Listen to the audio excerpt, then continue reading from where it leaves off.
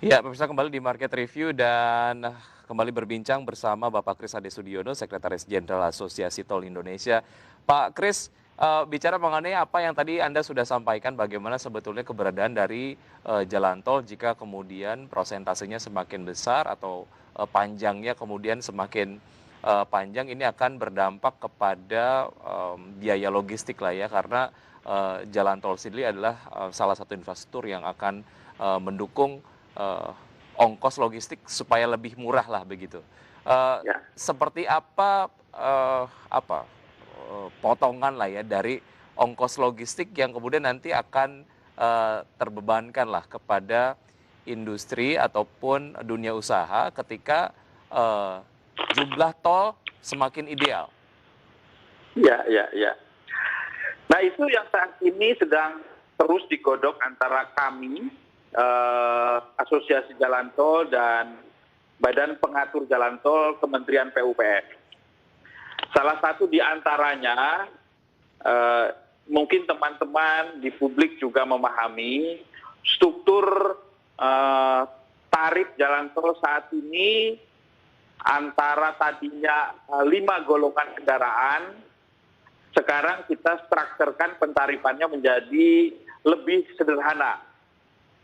Golongan 1 kendaraan pribadi, lalu golongan 2 sampai 5 tarifnya kita klasifikasikan sebagai golongan logistik.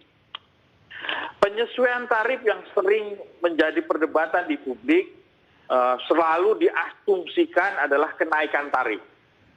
Padahal kalau kita lihat secara detail, ternyata untuk tarif golongan logistik, kendaraan logistik, yaitu golongan 2 ke atas, itu justru beberapa diturunkan. Ya, itu adalah langkah atau bagian dari pelaku bisnis jalan tol berkontribusi untuk menurunkan logistik cost itu.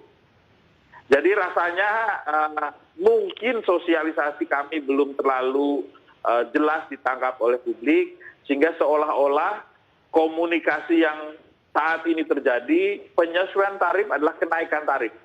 Tapi sebenarnya tidak. Dalam satu sisi adalah justru mungkin ada penurunan tarif.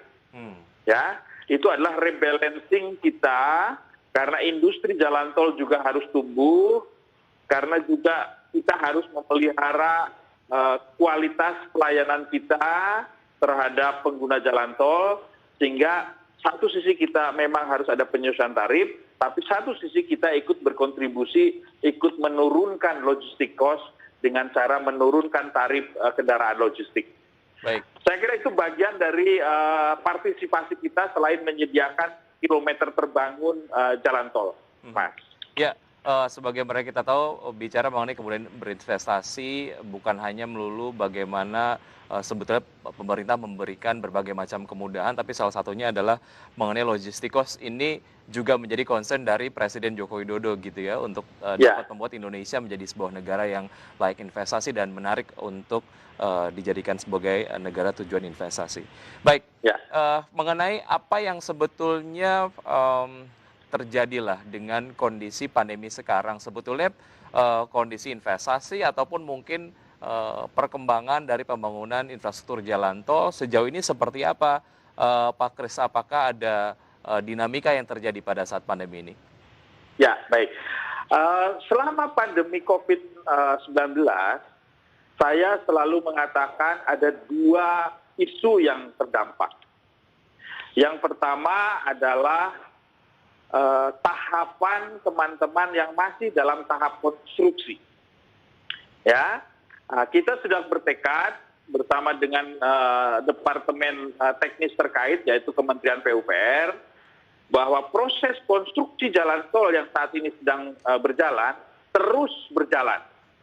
Ya, karena itu juga bagian dari upaya kita menggelontorkan cash money ke masyarakat, sehingga secara efek sampingnya pergerakan ekonomi di masyarakat terus bergerak.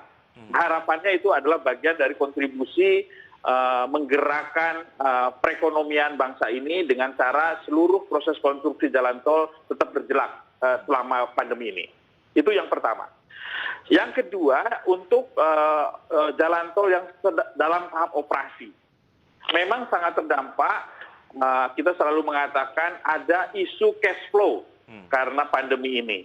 Karena revenue-nya turun sehubungan dengan traffic yang berkurang, ya, mau tidak mau kita harus mengatur arus kas perusahaan, teman-teman jalan tol yang beroperasi. Saya selalu mengatakan ke pemerintah, tolong bantu kami.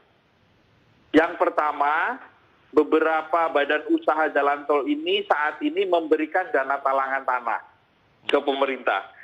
Karena sebenarnya pembebasan tanah ini adalah tanggung jawabnya pemerintah. Nah, permintaan kami, tolong dana talangan tanah yang diberikan oleh badan usaha jalan tol kepada pemerintah dipercepat pengembaliannya.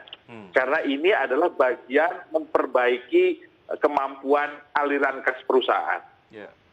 Ya kan? Lalu yang kedua, tolong juga beberapa insentif yang kita harapkan itu juga diambil kebijakan dan segera diputuskan untuk membantu memberikan napas segar kepada kita.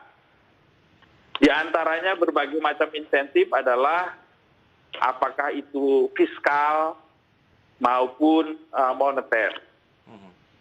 Ya, karena dengan adanya insentif tersebut tadi kami masih memiliki napas baru, dukungan darah segar, sehingga teman-teman operasi ini masih tetap bisa berjalan dengan baik, memberikan layanan kepada pengguna jalan tol. Karena kami adalah industri yang dalam kategori utilitas umum, sehingga selama pandemi ini kita terus memberikan pelayanan jalan tol, dan jalan tol tidak ditutup untuk publik selama pandemi ini. Baik. Saya kira itu, Mas. Adakah efisiensi yang dilakukan oleh Badan Usaha Jalan Tol ini untuk dapat kemudian tetap beroperasi lah ya pada saat masa pandemi, Pak Kris? Ya, umumnya selama pandemi ada 3 kebijakan yang dilakukan oleh operator jalan tol atau pelaku bisnis jalan tol. Yang pertama, betul, kita selalu mengatakan efisiensi menjadi isu utama kita. Kita selalu ingin menunjukkan pelayanan terbaik dengan cara lebih efisien. Nah, ke depan kita juga selalu menginisiasi beberapa inovasi baru, apakah dengan pemanfaatan teknologi dan sebagainya, sehingga kita bisa beroperasi lebih efisien lagi. Nah, itu yang pertama. Lalu yang kedua, dari sisi tadi, kebijakan investasi kita. Memang beberapa teman meminta ke pemerintah bahwa fokus saat ini, kebijakan investasi, kebijakan belanja modal kita untuk diprioritaskan ke aspek keselamatan saja. Ya, jadi yang bersifat tadi nice to have, mungkin sementara kita tunda dulu.